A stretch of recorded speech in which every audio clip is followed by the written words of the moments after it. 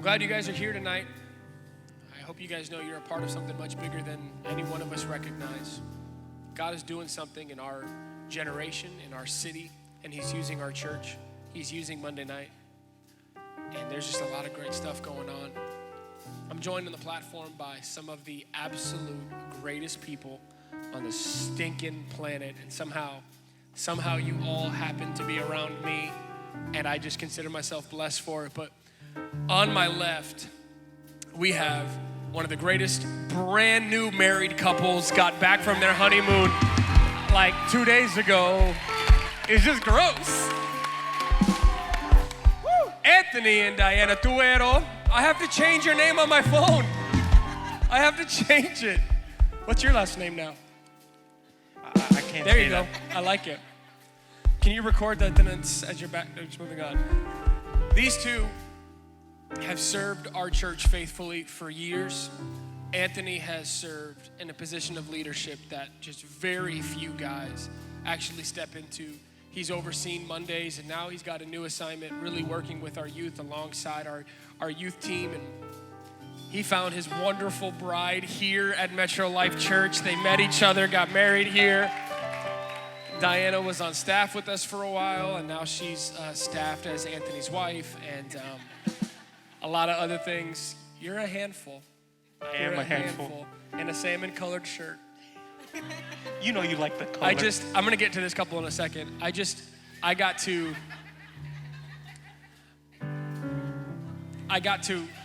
marry these two 2 weeks ago, and it was disgustingly cute because basically where we stood, the three of us, was like on like this little island. It's hard to explain, but it's just basically the three of us, and everyone else was like over there. And I got to hear how they just continually giggled and whispered to each other as they were getting married. And I'm literally thinking, how did I get so lucky to be the only one that can hear what's going on? It was so sweet. And we honor you guys, and I'm glad to have you be here. You want to say hi to everyone? Hi, everyone. And on my right, the world's tallest couple.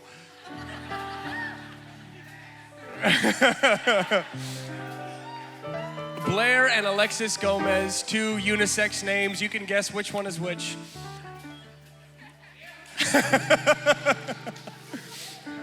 Alexis, his father, basically helped us start this church. I have known you my entire life, since you were like 4 years old and 5 feet tall. Alexis has served in this church his entire life. There's no BC for guys like us, man. It was just, we were just here. We were born here. We were forced to be friends. Thankfully, we made it work. We made it work. And recently, like on the way up to the platform, we were just like, hey, we got to work this out. We got to speak together. We might as well be boys. And you also found your wonderful bride here at this church, Blair Gomez, who 6 years ago came to Miami. How long ago? It's one of those years. It was 8 years ago. Oh my Lord God, I was wrong. Came to Miami to play volleyball at UM, decided to give it all up for that handsome man right there. That's not true. She graduated and then married him. Played volleyball. I say this all the time. She had the fastest jump serve in all of the ACC her junior year. It's a big deal. And she served her way into Alexis's heart. And they both, funny story about this. I at some point, I'll let them speak, I promise. But we're gonna take our time here tonight. When Alexis, how much older is she than you? Like 12 years? No, that's not true. It's 2 years and like a month. And so when Alexis came to me, Blair and I were already really close friends, but I had known him forever. I had never seen them speak. I didn't even know that they knew about each other at all. So when Alexis came to me saying, I like Blair, I want to ask her out, I said, no shot. She's not into you. It's not going to work. Don't try. Head for higher ground. I'm not joking. And then he did it, and they got married, and egg on my face. And literally, they're a match made in heaven. I've seen their marriage over the last year just kind of grow, and they continue to serve the church faithfully. And You know, they both really helped us build the youth group when we first got started years ago, and I couldn't be more proud of what you guys are doing and what you're here. You guys want to say hi to everyone? Hi. Hi, everyone. There you go. Wow, you guys are so good. Following orders, it's great. Is that what marriage is like? I don't know. Yes. Did you want me to say more? No, it's okay. So tonight we're continuing our series called All is Fair in Love and War. Now, I'm going to let you know we're not talking about marriage tonight because I don't know. But I'm flanked by two groups of people that had to flesh out everything we've been talking about. And so this isn't a panel as much as we're just going to talk to each other. And we're going to, the way that we kind of would over dinner, the way that many of us, our group would just kind of get together and discuss life, because one of the things that always drew us together was the similar standard we were holding ourselves to, which was difficult for every one of us, whether we grew up at Metro our entire life or grew up in the Spanish church or grew up in a completely different state, not really going to church, coming here as a college student deciding, I'm gonna give this church thing a shot because she liked the drummer. We didn't know it at the time. But just the similar standard that we all held ourselves to, the level of open that we had to be with each other. And this is one way that I really do want to honor you guys, because you guys did it right. I was there for every moment of it. I got to see it all. You guys did it right. You guys are couples that everyone in this room should aim to be like. And still fresh, still a lot of work to do, but at least at this point, you guys have done great. So we're just gonna talk. We're gonna talk about this idea that we've been discussing the last couple of weeks. It's really easy to say all is fair in love and war, and we sometimes think we can date and treat people however we want, but when we get married, everything will be fine. But if you really think about war, it's really unfair when war is over. When war is over, you feel all the effects of war. And I gotta tell you, if we don't date right, if we're not single right, if we don't date right, we will not be married right, and there will be a lot of pain, just like there is in war. So we're gonna talk a little bit about that, but I'm gonna go ahead and pray. When I'm done praying, we'll just start the round table and talk. So Father, I thank you for tonight. I thank you for what you're doing. I thank you for the couples on this platform and everything that they embody. The greatest sermon they could ever preach, the greatest message they could ever rely is the life that they've lived as individuals and even as couples. So Lord, I pray that that's what would be spoken tonight. Speak to your people through us tonight. In Jesus' name I pray. Amen and amen. So, the last couple of weeks, you've seen it. We've been talking about it. I've been preaching about how we have to be different. We have to date different. I'm not gonna be comfortable at any point in this chair, by the way. So if I'm doing a lot of movements, if you can't see me over there, okay. If you can't see it, so just get over it. Turn to somebody and say, be flexible, please. Okay, so none of y'all did that, whatever. Don't worry about it. Be flexible, got it. So we've been talking about how we have to date differently. You know, one of the crazy things was when we were worshiping, I really felt like God was telling me that we have to be different as a generation. We cannot give into everything going on in the world today. And you can ask Anthony, but when January hit of this year, I really felt like God was saying, speak anti-culture. You know, don't be politically correct. Get on the microphone and think, if truth wants to offend people, truth will offend people. Get up there and speak about what God honors and desires. And we've done that. We have not shied away from the hard topics. And the crazy thing is a lot of people have been hurt by it. Maybe like 6. People have decided this was no longer the ministry for them because of it. But you know what's crazy? I realized this. I don't get credit for saying the truth because I didn't create the truth. Yet I get the blame for sharing truth when it offends. But the power is not in me to offend. The power is in the actual truth. People aren't offended by the person. They're offended by the standard. And I don't think I'd be a very good leader if I didn't get up and be open about what the standard is. Be open about what God says. I really don't care what's popular. I just don't. I don't want to be popular and wrong. I would rather be hated but right and on God's side of things. And so we've been very open about that. And yet when you look here tonight, this is one of the larger crowds we've had in weeks, in months. And I think that's because you guys don't want to fool around. You want the truth. You don't want to sit around and just get caught the most popular meal out there today, but deep down it's actually killing you. You want the truth, and we want to give you the truth, especially when it comes to love and dating. And the truth is, y'all, the world has a very broken model for love. The world has a very broken model for love. In fact, we have this huge thing, self-love and self-acceptance. It's like, I'm trying to get someone else. Like, this is ridiculous. This is too hard. And so we've been very open over the last couple of weeks. We just have to date differently, y'all. We can't date like the world. We have to post differently. In fact, we should just like stop. The world would be a better place if everyone just got off Twitter and Instagram. Facebook's fine, but the rest of it. We just have to be different. You know, the definition of insanity is to continue to do the same thing, expecting different results. Y'all, we're seeing the results of a generation before us literally ripping each other apart, and yet we're looking at what they did, and we're like, yeah, let's do it like they did. We have to live differently, and the Bible does give us a way on how to live, and I am flanked by two couples that at one point had certain mindsets, but when it became real, when honoring God became real, and when having to honor the other person the way that Christ honors the church became real, we had to change mindsets. Both of you got married in a way that allowed us to really celebrate your marriage.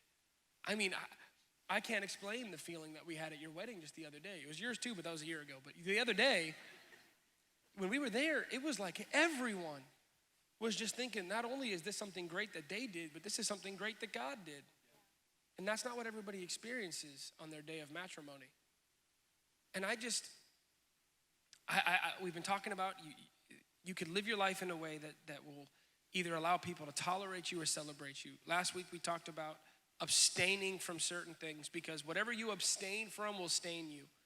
If you abstain from biblical principles, people will know, they'll feel it, they'll see it, and it will stain you. You will live by the consequences of your actions. But if we decide to abstain from the world's values and we honor what God honors, that too will stain us. And we will forever live in the consequences of honoring God. And so that's what we've been talking about. But I don't want you to hear from me anymore. I want you to hear from the people who actually fleshed it out. A message is great, but people who live that message out is something entirely different. And so why don't you do this? You know, why don't we start over here? Why don't you tell me a little bit, about 2 minutes, about your story, both as individuals, but how you guys came together and how you got where you're at today. That's the nudge, like, you do it. So basically our story, I'm gonna talk about when we first started dating. I had been coming to church for a couple years. Diana had been coming for about a year and a half, and I honestly, I put in our wedding vows that I was not looking for a wife. So much to the point that it took me 6 months of us talking to actually ask her out on a date. It took Pastor Chris, Connor, and Abner to convince me, like, dude, you're an idiot. Go date her, for me to do this. I think I used worse language than that. Yeah, probably. And it was to the point where Super Bowl of 2017, Super Bowl night of 2017, I told her, listen, God put in my heart that we should just be friends. Completely wrong. Anyway, so that's how our dating relationship started. You friend-zoned your wife. I friend-zoned her. I've never heard a case in where the male friend-zones the female. It really only lasted like a day until he was like, wait, never mind. It was all business. It wasn't pleasure, okay? It was church-related. Let's move on. Anyways, I don't think we can. I need to know that story. No, she said I got to sell a story, so no. So we started dating, and we dated for a little over 6 months before I proposed. And throughout the dating experience, it was just God completely guiding us throughout the whole time. And it was beautiful to see the difference from this relationship from our previous relationships, where our mindsets were 100% different. To be honest, it's a little difficult for me to be able to explain how we got to where we are today, because so much of it is just like, the only way I could explain it is God did it. God changed it. There wasn't a process. There wasn't this. It was just literally God was like, that's not what you're going to do. This is what you're going to do. Go do it. And so that's kind of our story. Just, we dated. We did things. We understand, one thing that we all have to understand is that dating, coffee doesn't equal marriage, but if you're dating, it shouldn't be to play around. It shouldn't be to mess around. It shouldn't be to have a coffee buddy. Yeah, exactly. Like, you date because you're in a position where you're saying, you know what? I want to find the person that I'm going to spend the rest of my life with. That doesn't mean that on your first date, that first person, that's the person you're going to marry. But you have to be intentional about dating with a purpose, dating with a reason. And we actually saw you, Anthony, in particular. You had decided to honor God to the point that you would rather say no to her and honor God than say yes to her if it was going to dishonor God. And you said, God did it, and that's awesome, that's great, we all celebrate that. But we all watched you. You weren't saying no because you didn't think she was great, and then one day a veil was uncovered. You were saying, no, I'm going to honor God, I'm going to serve the church. I'm going to put some distance in between the old me and the new me. I'm going to let God heal some things to the point where we were like, bro, you're healed, go freaking date her. Yeah, 100%. And it was literally, it was intervention style. Guys, no lie, on a Monday night, Pastor Chris and Connor got me in his office and they were like, sit down, shut up, we're going to talk now. This is what you're going on a date on Thursday. And it happened.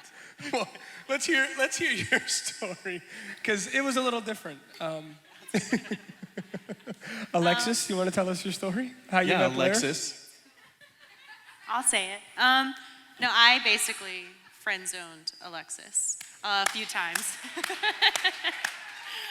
Guys, it's possible to get out. There is hope. There is hope. It can be done. Where's that verse? God revealed it to me. It's not in the Bible, but God said it. It was the 11th commandment. We lost it when we broke the two. But just like Pastor Chris was saying, everyone was kind of telling him like that he didn't have a shot. In fact, we joke with Johnny Benitez saying that he was the worst wingman ever because Johnny would always talk to me and not help Alexis in any way, shape, or form. But eventually, we obviously started talking and we started dating. We actually dated for 4 years before we got married, which was tough, dating for a longer period of time. But he eventually proposed. Now, what was it like? Actually, What was it like when he got on his knee and he was still 5 feet tall? Made it easier. It made it easier for you? Well, Anthony talked a little bit about the mindsets that had to change. And Alexis, you were a pastor's kid. You were forever protected by this home. I mean, you and I could try to rebel and we wouldn't have worked. We would fail at rebelling. And so we always win, never have I ever, because we've never done anything. People don't want to play around us. They're like, let the white kids leave. we have to play like, oh, never have I ever tied my shoe. And then they're like, oh, finally, something I've done. Never have I ever cursed in my head. Oh, yes, I finally have. And then when you started dating Blair grew up in a home that acknowledged Christianity, but she had a whole different experience, and you kind of had done Christianity on autopilot. But then when you started to date Blair, there was a day where autopilot wasn't going to work anymore because you realized as good kids as we were, as great as we were raised, as pure as we were, I'm acting like I'm somehow part of your story, as pure as you were, him and I were there dating Blair. There was a day where you couldn't do it on autopilot anymore, and you had to make decisions, and you had to change mindsets. Like, what was that like for you? It was not easy because and the other people who have been part of ministries for a really long time, you just get into a routine of this is something I can do and this is something I can't do, and it's made very black and white because the Bible is very black and white on these things. But once you start introducing another person into your life in the form of dating, you're like, whoa, this is not something I've experienced before. And so you have to start actually learning on your own what is okay and what is not okay. And when I had to do that, I was like, what? This is not something, this is new to me. This is new to me. I've been going to church all my life, but I can no longer just count on my instincts to guide me through this relationship. I actually need to learn and grow and do better for myself so that she can see that and our relationship can grow together. What was your experience with that, Blair? Well, one of the main reasons why I put off dating with Alexis so much was just because, just like Pastor Chris was saying, I didn't grow up in the church the way that he did, and I felt like I didn't want to ruin what he had. I didn't want to mess up the path that he was going on. I just felt I wasn't confident in where I was at the time. And I think that when we started dating, I was like, we're never going to mess up. We're going to have this perfect life because he knows what he wants and he's not going to change his values just because I'm a part of it. And so I just kind of thought like it was just going to be the simple, easy road. He's got it. I'll just let him lead and I'll just submit and we're just going to have this perfect relationship. But little did I know, it's obviously there's a lot of temptations that go on when you're together, but also, you know, those black and white, you know, boundaries get blurred and you're trying to, you know, like, oh, that's okay because of this. And it's not really that way because it's all right, we're not doing this. And you make excuses. Yeah. So it became really hard to figure out what those boundaries were. And so you and I were talking about it. How did you overcome those things? Because I think what happens is we obviously want to be careful, but both of these couples did it right. There were boundaries they did not cross. Now, we're Christians who, for the last at least 10 years of our life, have given our lives to Christ. Maybe not always together, but we have. So the things that we would feel guilty for would make a lot of people laugh, okay? I just want to make sure I say that. The things that were like, oh my God, they sat next to each other in church. Like, I don't get why they would do that. And we got caught. It's just so dishonoring, you know? But there was a day where the values your parents set in place, you had to now say, these are my values. They're not my parents anymore. They're not even God's values. These are my values. And I value them because God values them. I value them because you value her, because you value him. Same over here. And you now say, I just can't do this because it's right or wrong. I have to do this because I want this. I want the 2 marshmallows on the other end of waiting.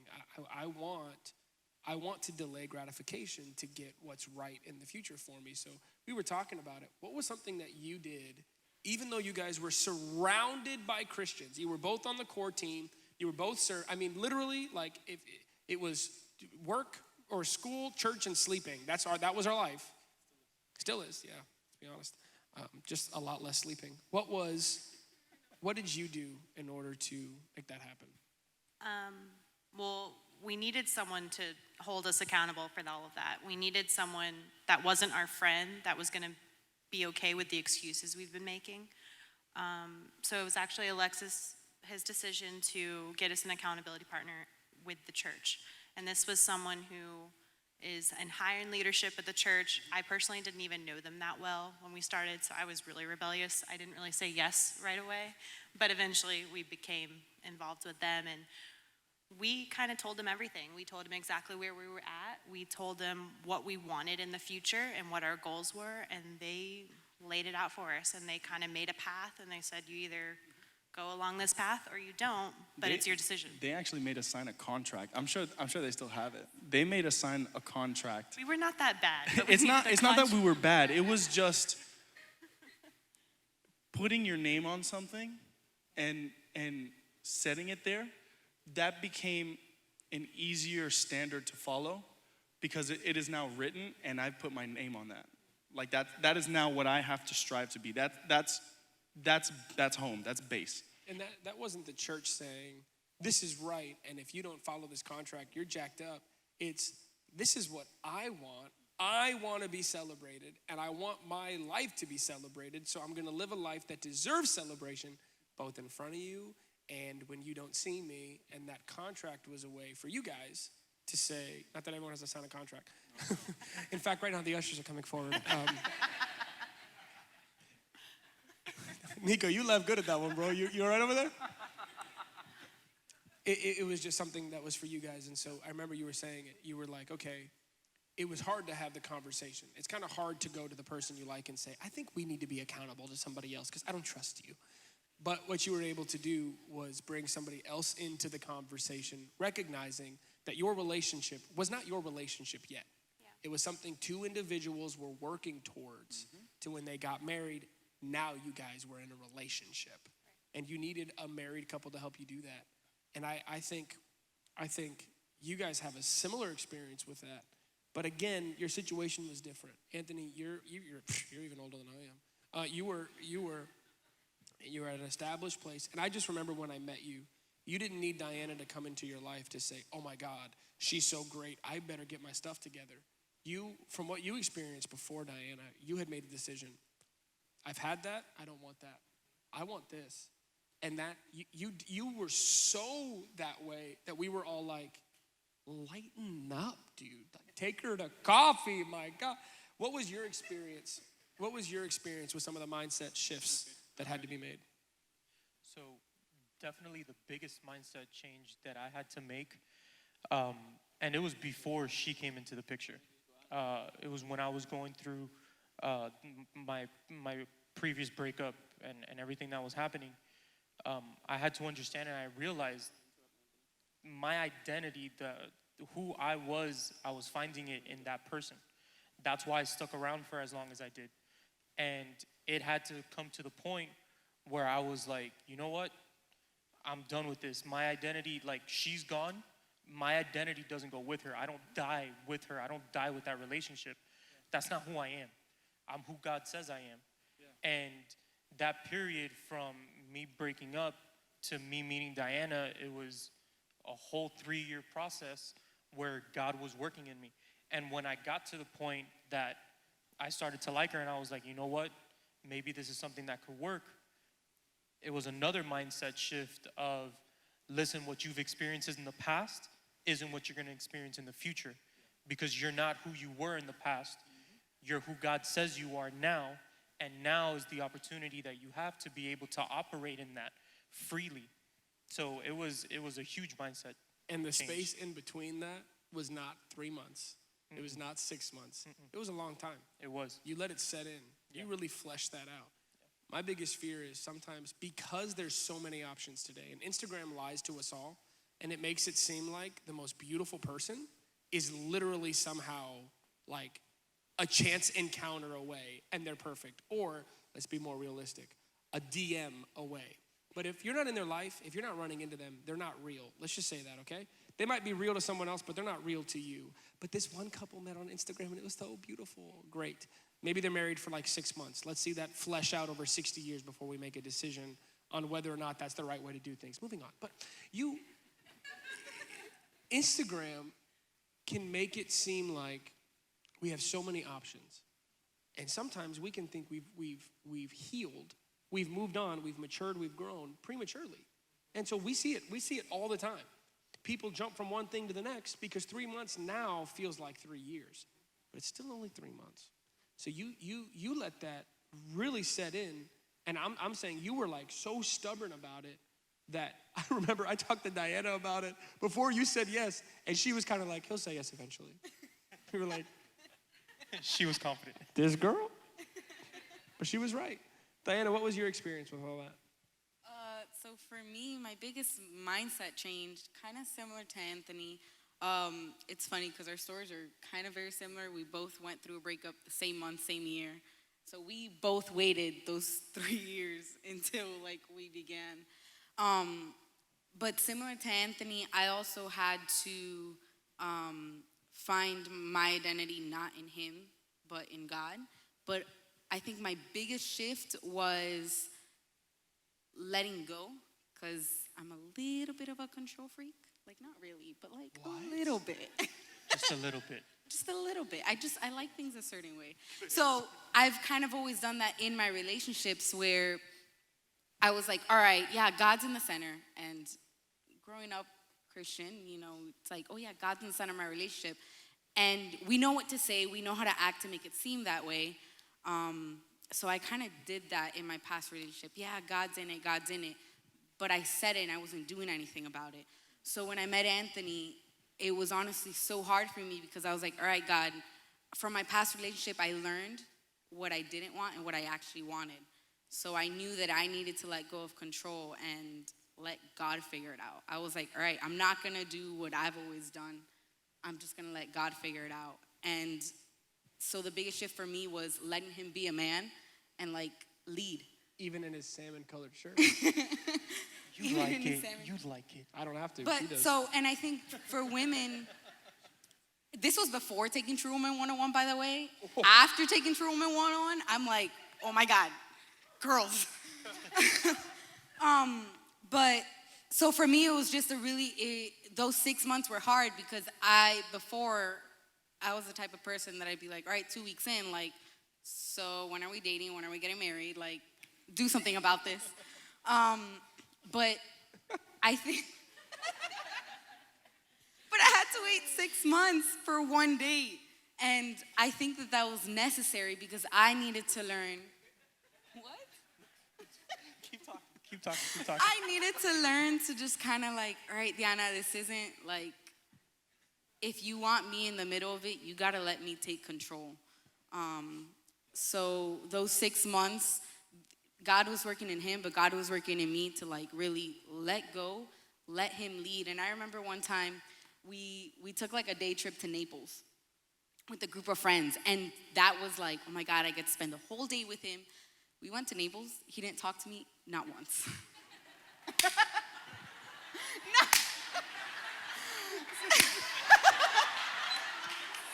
Friend zoned. On the car ride back, this was like maybe 4 months in. On the car ride back, By the way, this is what Christians do for a day trip. You wake up at 4, you drive up, you come back at 9 because we can't sleep away curfews. from home around the opposite sex. So on the car ride back, I was. That's why my mom had 4 boys. No opposite sex in my house. Just her. Okay, I want to ask you a question. And turn the clock off. If you guys got to go. I think this is so valuable because I'm going to ask you all to come up with an answer. What did you honor the most in the other person when you first started dating? Like, what was it that made you say, this is not a kid thing? So I want you to come up with that answer. But I almost want to give an answer for the two of you because one of the things that we got to see you guys do that was very hard, that really didn't have anything to do with you. I don't think I've ever even said this to you, but I think this is counterculture, okay? When you guys started dating, after like the first or second date, you knew this was it for you. Not this feeling of like, oh my God, it's like a puzzle piece that just clicked. But it was like, this is a person who values what I value, who loves what I love. We've been growing together, it makes sense, and you make the decision. I think that's what our parents mean when they say, I knew. Not that they knew, like, whatever. So you guys knew that. You knew that. She's like, oh, that's Anthony, and I'm gonna marry him. You guys knew that about each other. But you had parents who still honored the home. And your parents, the night before your wedding, still gave you a curfew. Be home by like, what time was it? 11 o'clock. And she lives in Davie. Lived. Ooh, girl, you right.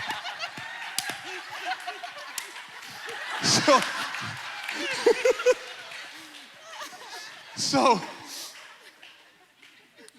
you're not gonna know why this is funny, but it's like Josh Hart.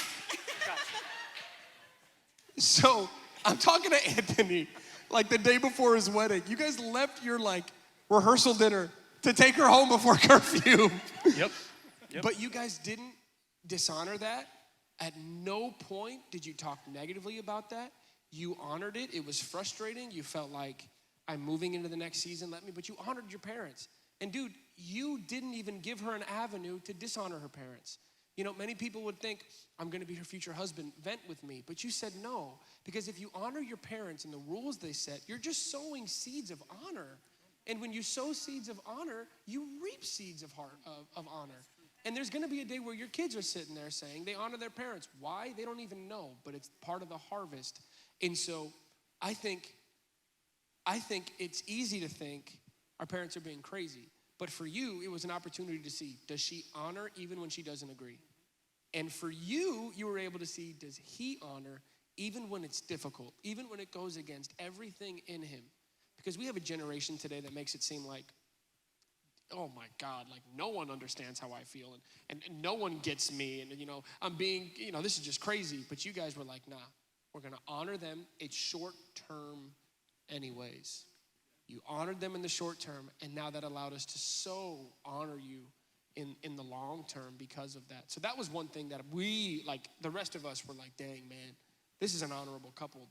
They're doing this right. And Pastor Chris, if I could add to that. You can't. So I'm just kidding. Go ahead.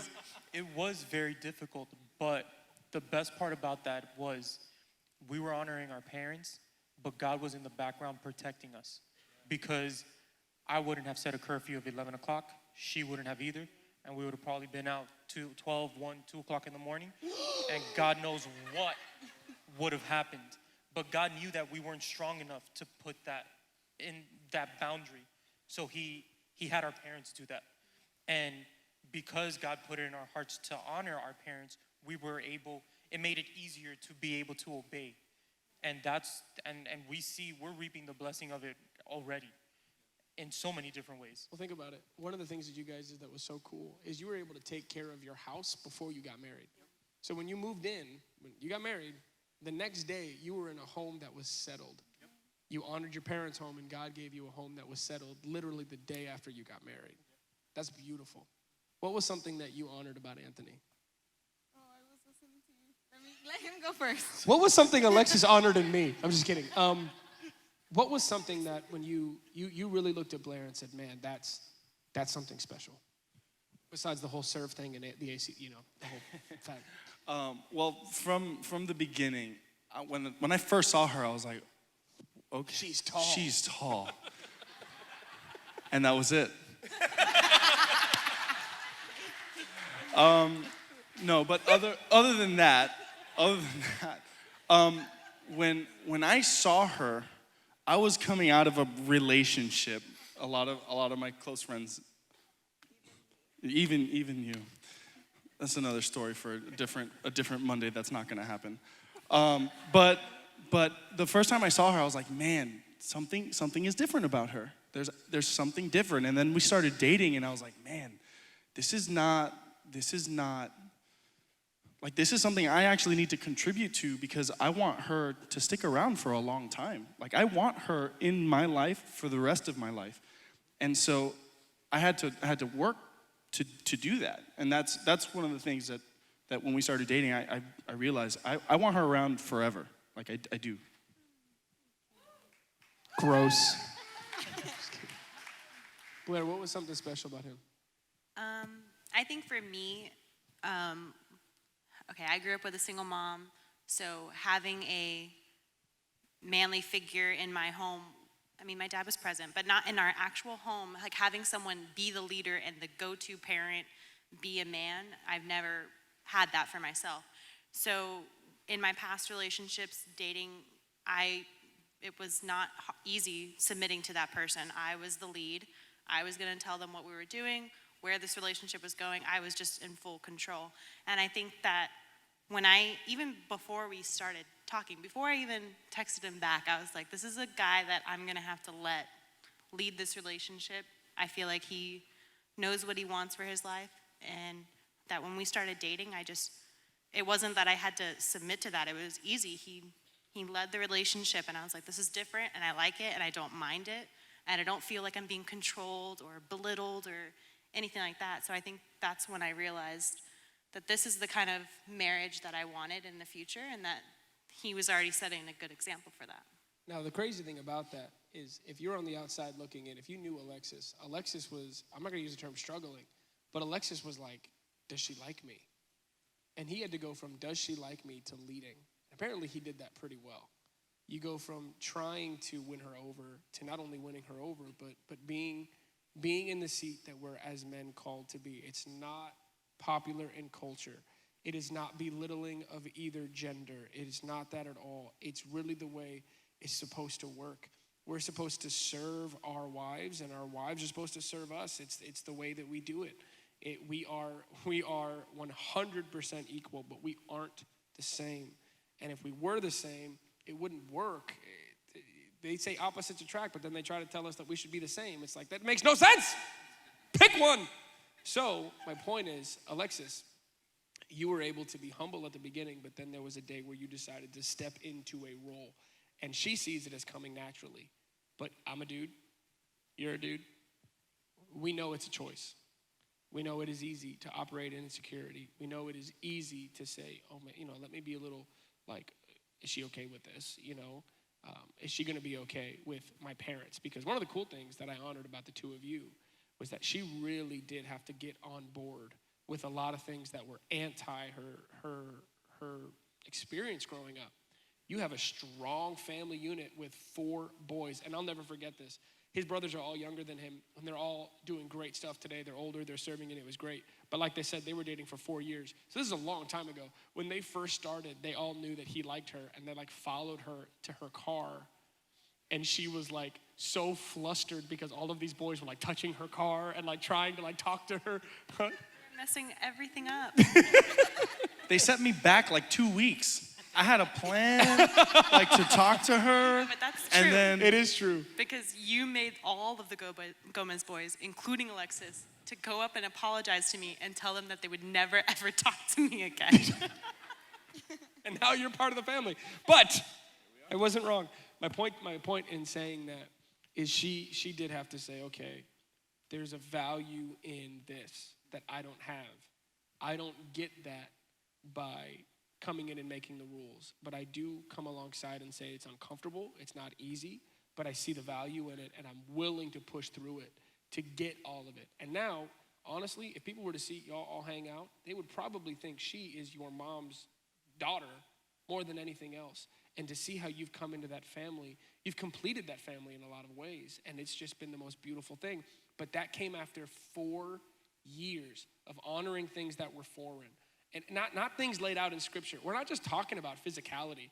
We're talking about mindsets. We're talking about being quiet when you don't want to be. We're talking about hard stuff. Honoring a family that says you shouldn't be going out this often together. And you're like, what are you talking about? We're grown adults who make our own money, But they're like, nah, you guys are hanging out too much. And you have to sit and you have to say, okay, the way you're hanging out's inappropriate. Okay, hey, I know it's easy for guys to let the girl drive home, but no, you're gonna get in the car, you're gonna drive her home, and you're gonna Uber back because that's what men freaking do. You are not going to sit here and leave her on the side of the road in the middle of the night. You're gonna be a man. So my point in that is I watched you do that as your friend. And now you get to walk in something. You have this whole family. And now she protects the family more than anyone else. I can't even joke about one of the younger boys. She goes, excuse me, don't you do that. I'm like, oh my God, shut up. What was something? I'm not joking, but I'm a little afraid of Blair. Yeah. What was something, Diana, if you had enough time to think? I thought. Besides the salmon shirt, what was something you honored in Anthony? Never wearing this shirt again. I'm burning it when we get home. No, please don't. Give it to me. I think Blair likes that shirt on me. I got you. So for me, It would make a great decorative piece, I'm just saying. Did you do that over there? Ah! Thanks, guys. This is my dad's shirt. Wait a minute, your dad dad bod dad shirt or your dad's actual shirt? No, man, my dad bought. Come on. I thought he was saying he was wearing his dad's No. shirt. My dad would probably wear this. though. Probably. All right, Diana, let's close this out here. No, so for me, the biggest thing about Anthony, I think, was his heart, to the point where I can't handle it sometimes. So, because I was always kind of afraid of my heart, of the way that I loved. And I don't know, I was just afraid of it, and to the point where I'd be like, God, it'd be easier if I just didn't feel, if I didn't, whatever. And then I met Anthony, and I see the way that he loves, and I've seen sometimes where he hurts, and even then he loves. And I'm sometimes where before I would think before I probably would have been hey, don't back off a little bit. But now I love to just watch him, and he'll go after people, and I don't know, he's taught me to accept my own heart, the heart that God's given me through the way that he loves. And Anthony doesn't mind making other people the main character. yeah. And he does that really well. And the fact that he was willing to serve people, it showed you he'd be willing to serve you too. And it's clear. When I met Anthony, to hear him talk about his past, I'm like, are you lying? Just because it doesn't make sense with the man that he is today, the kindness that he operates in. I almost want to ruin that sometimes. I'm like, bro, be a little more like mean. My God, like that's what we should do as men. But no, he's just so kind, and it resonates with all of us. Anthony, what was something you honored about Diana? It was definitely the way that she respected and valued herself. So, first date we went on, she was clear. You're not hugging me. You're not holding my hand. And if we go to Naples, you're not talking to me. That was before. So even after, the first date, the second date, the third date, there was no like, you don't get the privilege to hold my hand, to give me a hug, to give me a kiss until we're boyfriend and girlfriend. If you like it, you should have put a ring on it. I did. And so just that.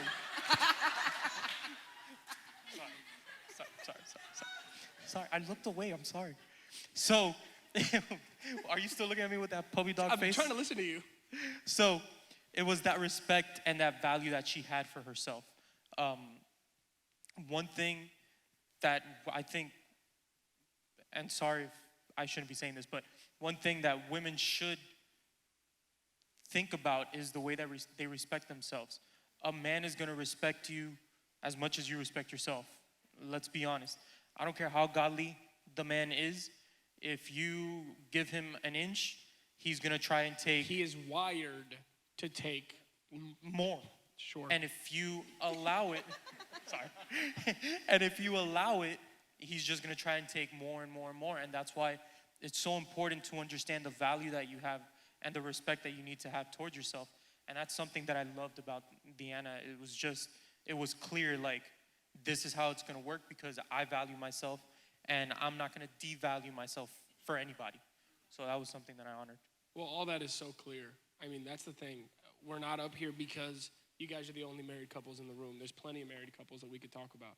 But when we look at who in this ministry sat in these seats as a single person and then sat in these seats as somebody who was dating and then now gets to sit in these seats as somebody who was married and literally lived out everything we talk about, everything we preach about, that's what we honor, and that's why you're here today. And one of the things that I think we can kind of end our time with is you were all very careful, even with the others, of what you gave the other person access to, and even what you tried to access. Stephanie and I preached a couple of weeks ago where she said, do not try to awaken love before it so desires. Another way of looking at that is saying, don't try to access things that aren't yours yet. And you guys didn't do that. I loved the way that you guys dated. You dated for a long time. And even still, you did not act married until you were married. There are so many couples, they act married before they are. They put the expectations of marriage on the other person. And I think part of that is because they don't even really see marriage as an option for them. At least not the marriage you guys are talking about today. But I know that every one of you did not think the marriage you're in right now was accessible to you one day. But you sat back, you acted in faith, you honored God. Even though there were some things that happened before that might not fall in the category of honoring God, you made a decision. Like Daniel last week, you resolved in your heart. He ain't holding my hand. You resolved in your heart that you were going to do whatever you could so you could one day sit up here and not have to worry about anything going on behind the scenes that would come counter to what you're saying here today. And that's the most beautiful thing. I look at all four of you and I see somebody that we should all envy.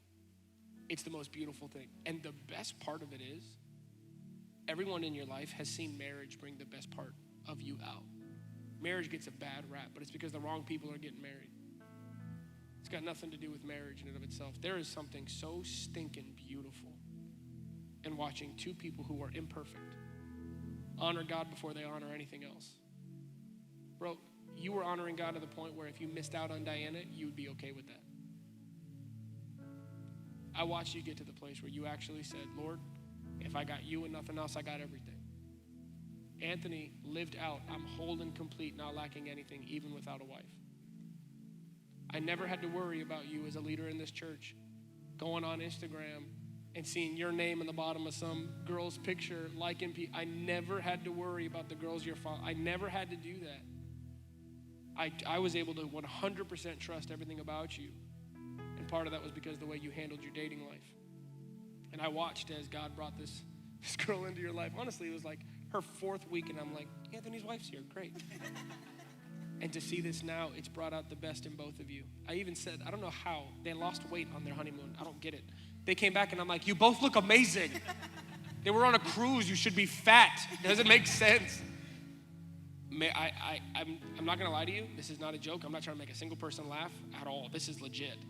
Read in the Old Testament about the people that really honored God. They always say, for whatever reason, that they were good looking. You honor God, God honors you.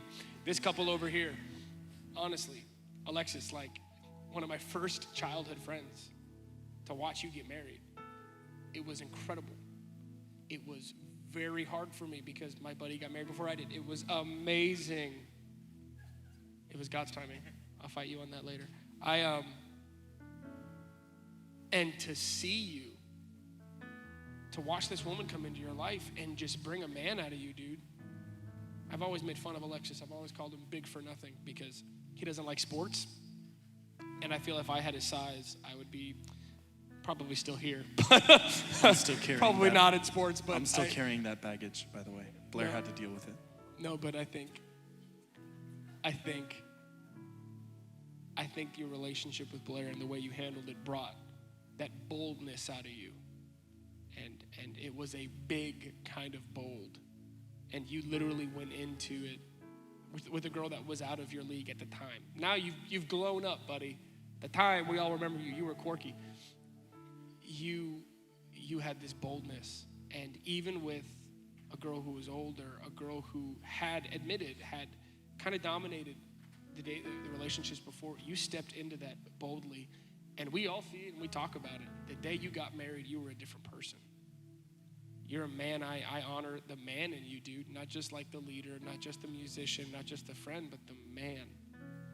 And then you have Blair, who was my buddy. Like, we were the ones who would talk sports, not you and I. And to see God just bring out the woman of the home who loves and works so hard, full-time job, like literally corporate America. She's insane. She'll just sit there and talk about like what goes on at work, and I'm like, that's harder than my job. And to see you guys come together, you guys have been able to help each other out of some very hard times. There are things that people, if they only met Blair now, will never know she struggled with. Me and Alexis used to, because she used to like handle this like nervousness through like anxiousness. So me and Alexis would be like, all right, pick right now, Pastor Chris or Alexis, back when they were dating. Pick right now, pick right now, pick right now, pick right now. Confrontation. And she would always get so red. And now there's this boldness on the inside of her too. Something that almost characterized you when you were younger is no longer a part of your life at all. In fact, it's the opposite. And I believe these are some of the blessings, some of the harvest that you guys get because you honored God in your relationships first. If you can't honor yourself, you can't honor somebody else. But you can't honor yourself if you don't honor God. And I watched you guys live that out. I watched you live it out. We watched you live it out. We honor you, we bless you, we thank you. We're believing for a lot of kids real soon. I want more like nieces and nephews that aren't really my nieces and nephews. I'm the kind of guy I told you last week, I'll post pictures that other people took of my friends' kids. I so honor all of you guys. And I think everyone in this room should too. I wouldn't put them on the platform if I didn't believe that they deserved honor, if they didn't do it right. And the best part was, it all started with an invitation to coffee for both of you. But we do believe coffee doesn't equal marriage, but go to coffee. My God, go to coffee. Guys, get over it. Go ask her out.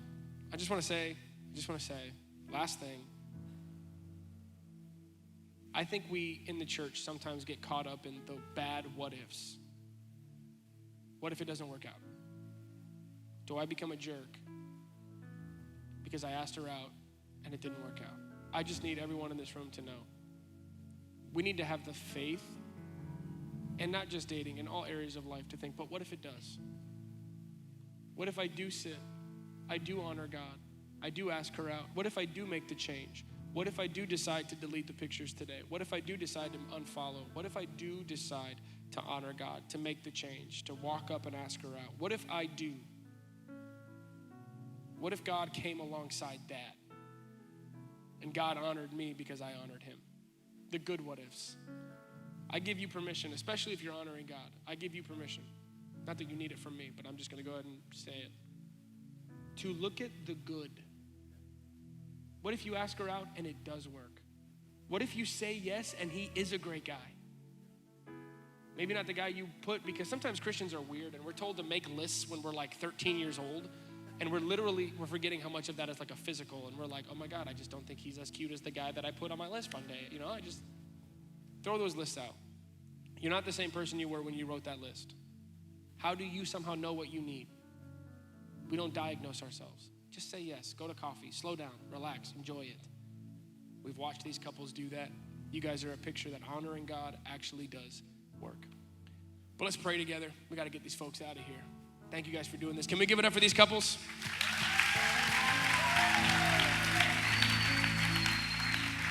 Father, we thank you for every person in this room and the word that you're sharing to each one of us. Lord, it's not about our experiences, but we do stand up here boldly and say, this is our testimony. We followed your ways. They followed your ways. They did it your way, and now they get to walk in everything. The Ephesians 3:20, the exceedingly abundantly above all they could ever ask or imagine. Father, I just thank you for their Ephesians 3:20 marriage. I pray that every one of us in this room, single, unmarried, or even married, would begin to honor you with everything that we do, knowing you will honor us with everything that you have. In Jesus' name I pray.